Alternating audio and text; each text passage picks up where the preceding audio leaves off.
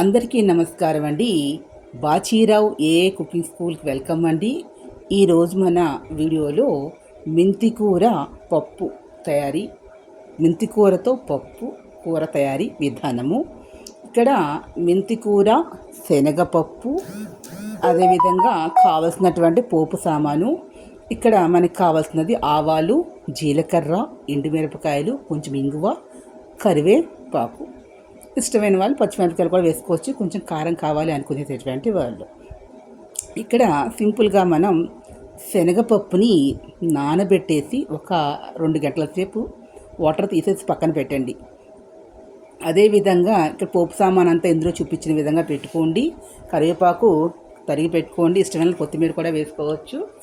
అదేవిధంగా మనకి పోపు సామాన్ కూడా ఇక్కడ స్టవ్ మీద అలాగే మెంతి కూరని బాగు చేసుకొని సన్నగా తరిగి పక్కన పెట్టుకోండి. మెంతికూర తెలుసు కదా, చిన్న చిన్న కట్టలు ఉంటుంది.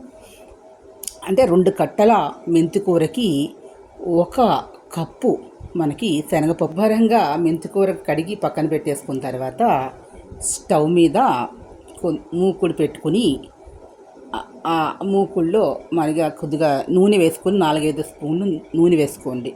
నూనె వేసుకున్న తర్వాత నూనె కొద్దిగా వేగిన తర్వాత సిమ్లో పెట్టేసుకొని మనకి ఈ ఆవాలు, జీలకర్ర, ఎండుమిరపకాయలు, కొద్దిగా ఇంగువ, అన్నీ కరివేపాకు, పచ్చిమిరపకాయలు అన్నీ కూడా వేగిన తర్వాత అందులో నానపెట్టుకున్నటువంటి 2 గంటలు నానపెట్టిన శనగపప్పు వేసి కొద్దిగా ఉప్పు, పసుపు తగినంత ఉప్పు కూడా వేసుకొని మూత పెట్టండి. ఒక 15 నిమిషాలు అయిన తర్వాత అప్పుడు మనం మెంతికూరని కూడా అందులో వేసేసి కొద్దిగా లైట్గా వాటర్ పోసుకొని మళ్ళీ మనం మూత పెట్టేసి ఒక 15 నిమిషాలు బాగా ఉడికిపోయిన తర్వాత ఇలా దింపేసేయండి.